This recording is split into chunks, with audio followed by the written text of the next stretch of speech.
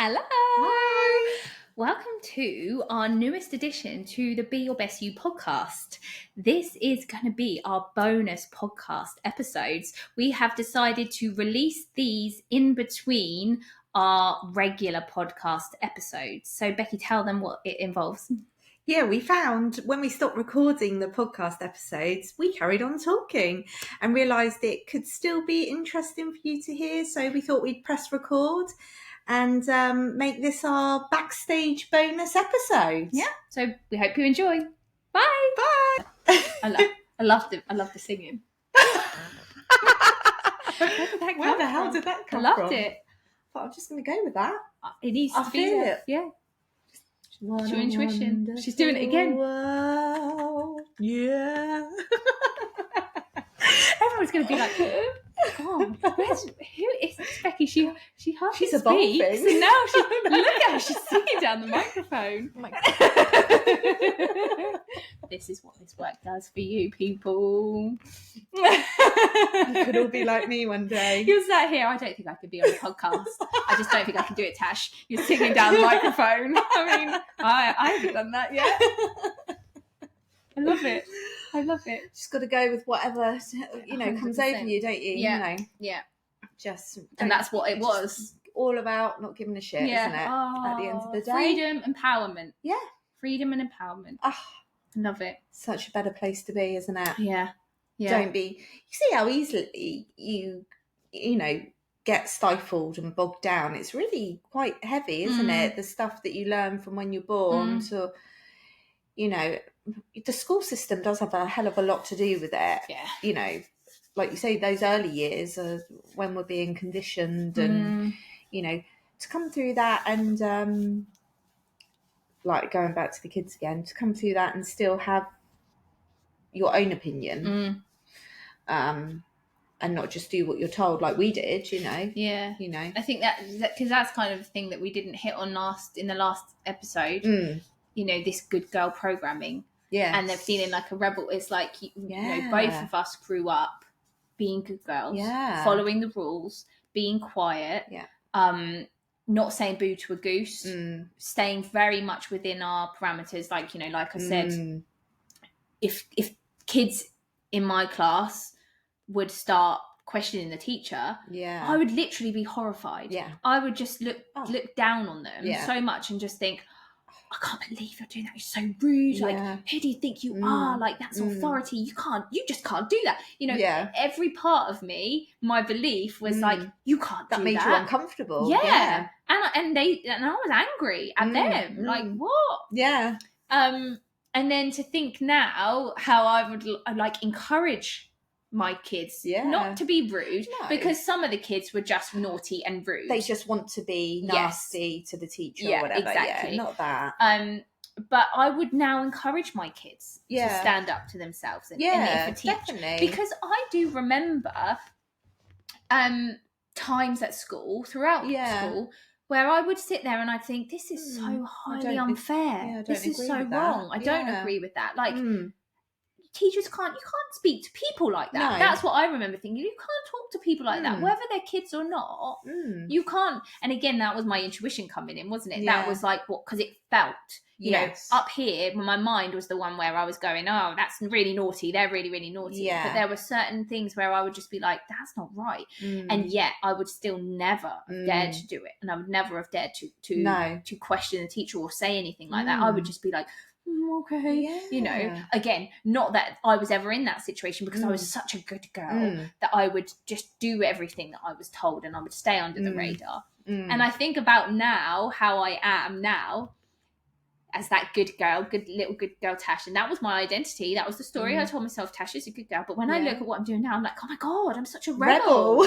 I'm such a rebel and a rule breaker, and I love it. I've done that. And you can do it without being an idiot or rude or antagonistic or any arrogant, any of that. But I just realised, like, actually, that part of me, the soul part of me that was trying to come out through my intuition, has never been a good girl. No. And that's why going back to what we were saying about the authenticity, that's why I never felt good, because my whole identity in the story I was telling myself was you're a good girl, you follow the rules, but my soul was going, no, you're not. You don't follow the rules. It doesn't feel right. Because I like, just some examples I'm thinking of,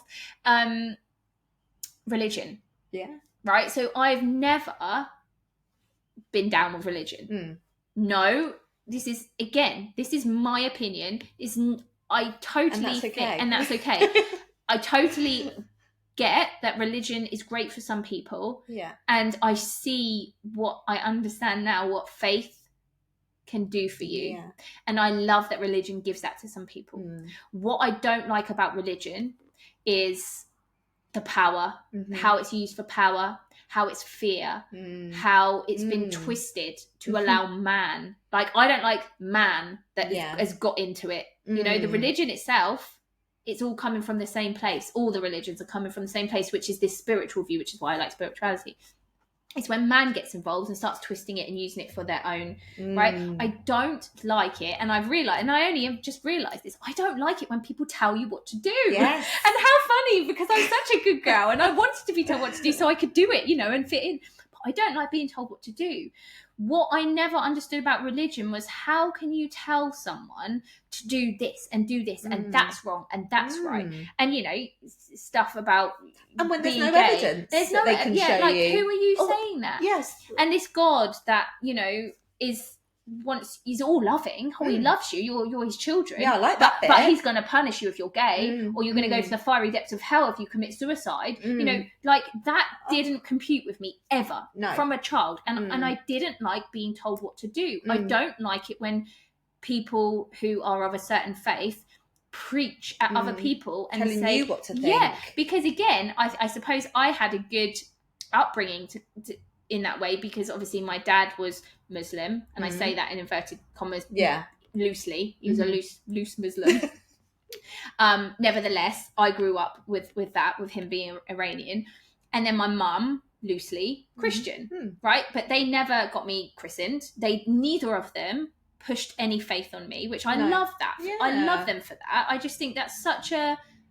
I just love that they didn't do that to me and my sister. They gave us the choice. Yeah, so often, even if you are loosely something, when you have children, all of a sudden you want to push your... Yes. And they never did that for me. But what I didn't like about the religion was that if a Christian, for example, was saying, you know, God and Jesus are the only way, and everyone else is not going to heaven, then I was thinking about all my family on my dad's side who were Muslims, who were devoted to Islam and, you know, followed Allah and Muhammad. So I'm like, so who are you to say that those people who are really devout, who are living their life in a religious kind way, following the principles, to say that they're not going to go to heaven because they're wrong? You were right in the middle of that. And similarly, maybe some people, and this again is very not every person who follows religion has these views. I understand that. Yeah. I'm talking about the really hardcore religious people. Yeah. You know, there might be some people who follow Islam who think that Christians are wrong. That is what I don't get. Like, who are any of us to say that the other people are wrong? You don't know that. And for me, religion is supposed to be love. That's why when I found spirituality, I was like, it makes sense. Oh, this makes sense. Finally. Again, going back to your intuition, it was like every part of my body just went, oh my God, this is true. This is right. This feels right to me. This is what it's about. And you can see where all the religions come from this concept. From it, they're all the same thing, but it's all love and it's not fear, and there's no punishing God, and it's just love. And you are the one that judges yourself when you go over there, and not in a horrible way. No. You're just like, oh, I didn't learn that lesson. I have to do it again. You're like, oh, I didn't do that. Okay. Oh, but I did that, and that's wonderful. Like, it's just for growth, and it's all from love. You know, that was just one of the things that I didn't like being told to do. And then I also realized that, like, now I'm working in business and stuff, and you hear all the things of what you're supposed to do, this to market this, and you're supposed to do that, and don't do it this way because that's wrong. And I was like, no, I don't agree with that. And also, you're telling me I shouldn't do this, but you're over here telling me I should do that exact thing. what's right. And it's like, then you realize, oh, okay, what's right is what feels right to me, what feels good to me. So it's great to have the awareness of everybody else's opinions. Yeah, you never know how that might help you. Exactly, because again, it goes back to opening your awareness. Yes. Other people's opinions can help you to see something you might not have seen before. And when you're coming from, you know, obviously for me now, with all of the work that I do and have done on myself and do with other people, I know that I just want to stay as open-minded as possible, because the more open-minded you stay, the more you grow, and the more you can, the more you can just live life in a better way, because the trick is to stay open-minded and to hear other people's opinion, but then always fall back to your own intuition. And it's like, you can take that opinion and that one and then run it through your intuition system, if you like, and just be like, nope, that one's nope, nope. I like that one. That makes me feel good. I'll go with that. Exactly. And it's when you can do that. Which is great, isn't it? Because like you were saying, you know, we are bombarded with all these views and opinions that aren't going to sit in alignment with us. Yeah. So if you could, that's really good, like run them through your intuition system. And that's how you can filter it all out. Yeah. Because that's overwhelming, isn't it? And I think a lot of us just go, oh, I can't listen to any of it. And I'm bogged down. I don't understand all this personal development, or I'm just going to take each day as it comes. You're able to drown all that out and go with what makes you feel good. Why would we do anything else? That's what we realise now, don't we? Before, we were doing things we didn't want to do. Yeah, because we had to. Or so we thought. Yeah, I know. And this is it seems doesn't so have to simple. be like that. It doesn't, but that is that's a thing that I've had to work on a lot, isn't it? To break, because of this good girl conditioning, and follow the rules and do what you're supposed to do. And that was a really big thing for me to break down. Yeah. To realise that, oh, actually, I don't have to do that. Yeah. Who says I have to? Yeah. Who says? That was huge for you. And I was like, oh, look at her go. Yeah. Who says? Yeah. And then I started following you. Because I knew you were so for the rules, and you started saying things to me like, we don't have to do it like that. There's no, oh, but Tash, we've been told to do it like this. Well, no, you don't. If that doesn't feel right, you don't have to worry about that. Yeah. Just do what feels right to you. Yeah. And it's like, oh, yeah. And it's so simple, but it's so like, when you actually get it, you're like, oh, wow.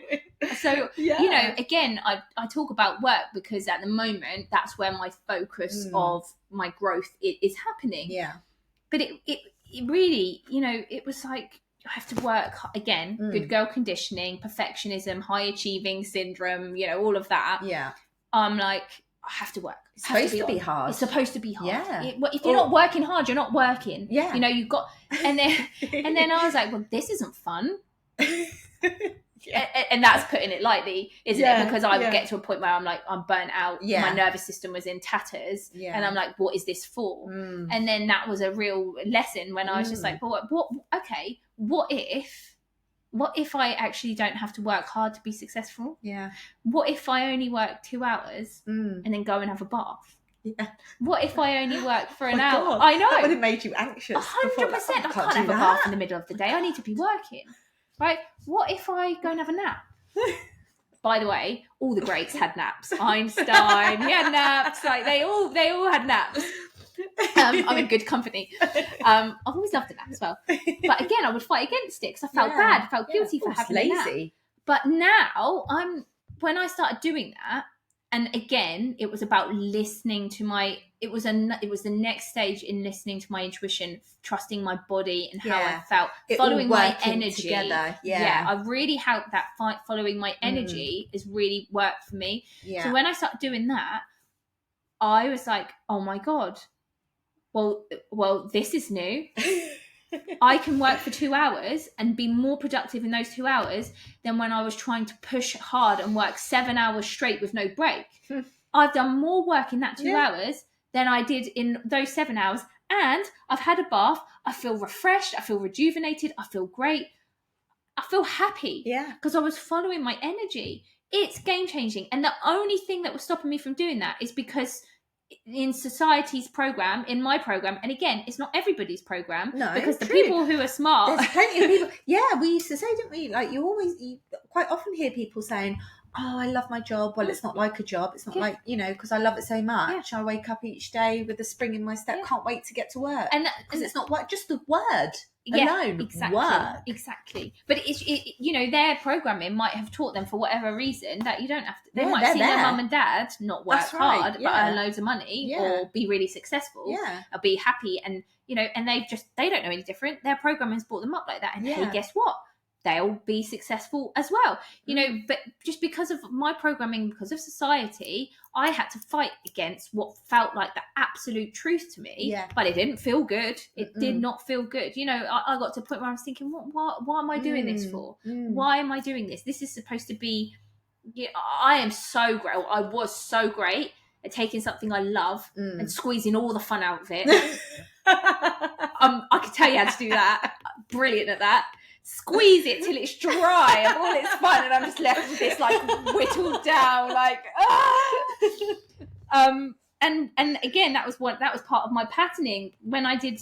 I spoke on my social media about how I had this like aha moment where I journaled and I found my limiting beliefs and I made my hypnosis recording and I changed everything. It's been such a profound shift for me. Yeah, like we were talking about this morning on our walk, weren't we? How I am just so calm, so chilled, being more productive.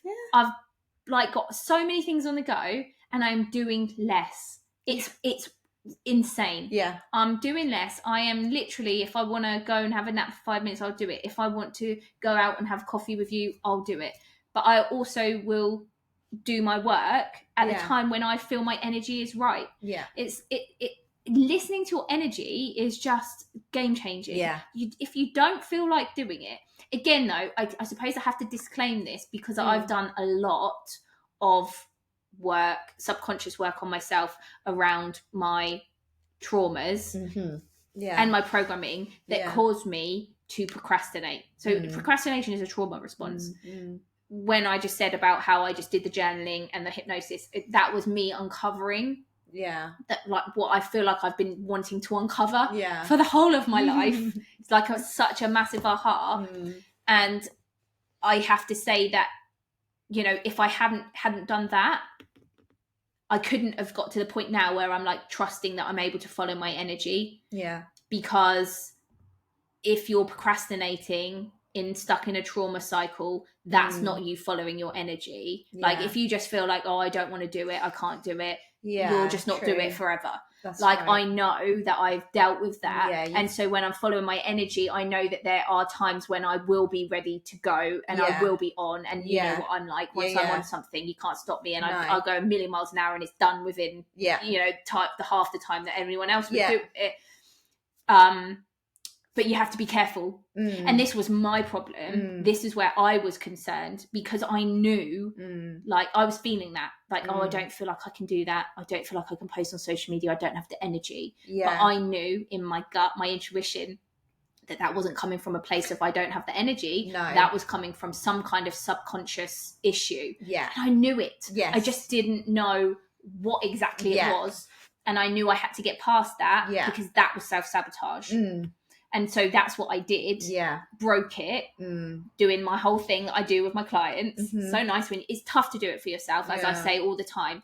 That's why it took me longer, because I had to do this one on my own. And I actually did try and have other people help me with it. Maybe I wasn't ready. I don't know. But I managed to crack it. And so now I know that I've done that and healed that subconscious block and reprogrammed it with the beliefs that I need to have in order to trust in the fact that I can trust my energy, trust the fact that success doesn't have to be hard. You know, you can work and follow your energy and you will be productive and successful and blah, blah, blah. All of the stuff that I reprogram my mind with, I now can trust. And I know, because it feels right in my intuition, that my energy isn't here. That's okay, because I know it will be again. And it is, and there it is, and I'm being productive and I'm moving forward. So whereas before I wasn't moving forward, I was staying stuck. Now I'm working less and now I am moving forward. And again, it's just like, wow, who knew? The only thing that was stopping me was my beliefs, my subconscious blocks, my beliefs that have come from other people, from my programming from society, and I don't want them anymore. No. And that's the hard bit, isn't it? Is removing those blocks. Yes. And that's why I truly do think if you want to do it properly, get help. Why would you not? As soon as you can ask for help, you all of that wondering of like, oh, I know there's something going on with me, but I don't know what it is, and all of that back and forward, not moving and feeling stuckness and just agitated and frustrated that that something's holding you back and you want to get past it but you can't. Get help. Honestly, because it's just, I will never not ask for help again. No. Because it's not cheating. You're not let yourself down. You that's deserve not something it. You would have done before, is it? No. Ask for help. Absolutely not. not. I can deal with this. Yeah, 100%. I can do it myself. I don't want to put other people's. It's my. I'll deal with it. I don't want to put my stuff on other people. Maybe a bit of pride in there. I'm not worthy of asking for help. My needs aren't important. I'll get by. I've got other people to look after. All of that stuff. Just if you really, really want to change, get someone who can. Me or anyone who can. I'm here. Anyone that can do the subconscious work. And again, trust your intuition. Trust, does this person resonate with me? Does what she's talking about resonate with me? Because there's so many ways to do subconscious work. And not every way is going to be right for you. But whatever you do, you've got to address the underlying subconscious issues. And that's the most important. So, saying that, if anybody listening is thinking, yes, I'm aware that I'm stuck in these habits that I can't get past. I know and I feel and I trust in my gut that something needs to change here, but I don't know what it is. Please, my contact details are in the show notes. Get in touch with me. We can book in a call. We can have a chat. We can talk through, what's going on with you. And I can quite easily see where your limited beliefs may lie and whether or not I could potentially be the person to help you. So please do get in contact. So, oh my goodness, that's like invaluable, isn't it? If you want to have a clear intuition and, like you say, follow that energy, your energy needs to be cleared first, doesn't it? And that's the hard work. It's not so easy, is it? People make it sound sometimes make it sound like it's easy, and it's not. No, it's not. It's not. No. And it takes commitment, it takes effort, it takes consistency, which is why it's so much better to have someone to help you. Because when you're in, and it's why I created the program, because you're in that space for either the 3.5 months or the 6.5 months where you have someone there that is with you every single day, holding you accountable, continually like helping you switch your mindset, because it's a practice to switch your mindset around to seeing the world the way it is, to unlearning all the things that you have just taken as truth. It takes time and consistency, and that's where someone like me, who is just in that space with you for that amount of time, holding you accountable, keeping you focused, keeping your attention on it, not to mention doing actually all the subconscious work as well, that's just the healing work. That's where you get changes like that so quickly, so quickly, and you'll stick to it, and it will actually happen. And it will stay, rather than trying to bounce in and it's a bit like trying to go to the gym, isn't it? I'm going to go to the gym, I'm going to do it, and you go for a week and then you're out of it again. I'm going to eat healthy, and then you eat healthy for a couple of weeks and then you're right back at it. It's the same. It's all subconscious, and that's the same with all your. We all are very aware of the gym and the healthy eating stuff. We all do it, don't we? But the same exact thing is going on with your behavior patterns and your subconscious thoughts that are keeping you behaving and acting and feeling certain ways, and so you don't want to keep going back to it. You don't want to, you might be thinking, oh yeah, I'm feeling really, really positive, and that lasts for a week. You have your positive perspective for a week, and then right back you go to your negative thinking. And it will continue to be the same way as it would be for the gym or your healthy eating. But when you do the work that we do, it rewires. Let me say that again. That's it. It rewires the neurons in your brain. And it becomes permanent.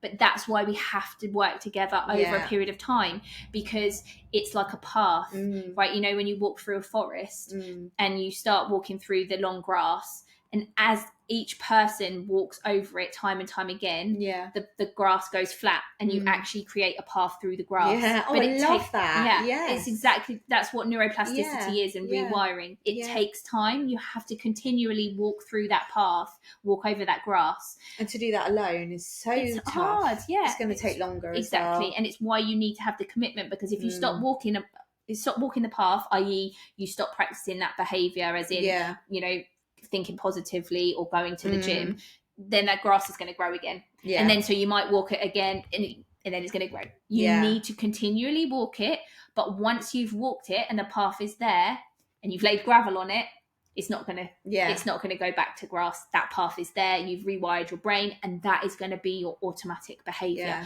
Imagine having your automatic go-to autopilot behaviour as being a positive perspective thinking person. To see the glass as half full all the time, automatically. Like, you would have to go out of your way to see things negatively. Imagine the power of that. That's just one example. You know, I could, all the things that I work on, helping you believe in yourself, have trust in yourself, speak up for yourself, you know, love yourself, like truly love yourself, positive self-talk, you know, stopping the self-sabotage, all of that. We literally rewire your brain for that. Amazing. And so there you go. And then the law of attraction comes into play. Yes, exactly. And then you just attract more and more of it. Wow. More and more. You are a magnet for who you are. And that's what we're doing in the programs. We are creating a new you, a new vibration, a new identity that is going to vibrate at this higher vibration, positive level of everything that you want, whatever that looks like. And then you become this magnet that is just attracting everything that aligns with that to you. And also, not only that, but you're also getting the tools and the skills to be able to continue on in your life long after you finish with me, knowing exactly how to keep going, feeling empowered, because you see the world in a completely different way. Like that's all I can say. You walk into here seeing the world and your reality one way, and you walk out when you finish with me going, I'm living in a whole new world. I'm living in a whole new dimension, reality, whatever. Crazy. And it's one where you realize that you are in control and you have so much more control than you believe, and that anything is possible. Literally anything is possible. If you can believe it and you can conceive it, it is there. It's there for you, and it's possible, and it will happen. Just leave that there. The possibilities are endless. Amazing. So well, that I didn't realise it was going to go. This episode was going to go on to that, but there we go. If anybody would like to hear more about the work that I do, or get in touch to see if that my programs would be something that could help you, please get in touch. You can follow me on Instagram, Facebook, and send me a DM. And I would love to talk to you, because this is my passion. And I have her every day. I'm gonna start keeping a tally. Right. I think that's it. So this is our bonus episode number 4, I believe, at the end. Well, hopefully that you guys find these bonus episodes enjoyable. It's more cash, isn't it? Not so much of a point to them. We don't know where it's going. No, really. But I love the free flow. It's more authentic. I was going to say organic, authentic, same thing, isn't it? Same thing. And hopefully just even taking a little something out of it. And everyone, it's amazing, isn't it? Because when people come, you know, we get feedback from the podcast, people take different things from it, and it's things that we didn't even think someone would take from it. So it's great. It's not always the end point that we have, is it? It's just maybe something small that one of us will say, and it's and I love that, isn't it? Because I've had so many times where I've been listening to a podcast, and it can be an hour long, and they can say one thing, and I'm like, and that you actually have heard over and over again throughout your life, and not understood really, or it's just not gone in, and then it bing, amazing. You're like, oh, I get it. So we'll just keep talking. We will just keep talking, and let us know what you think about these bonus episodes. If you found you've taken anything away from them, because we'll carry on doing them. We're kind of just trialing it out. Because we like it though. We like doing it. It's more us, isn't it? It is more relaxed. It is more relaxed. I mean, we're very relaxed in our own ways, to be fair, but we try and keep more of a structure. This is more of our conversations, isn't it? And it's just us kind of Spitball. Yeah, spitball, like it. Do you want to sing anything before we go? Goodbye to you all. Love it. Love you. With that, we're going to go now. See you next time, guys. Bye.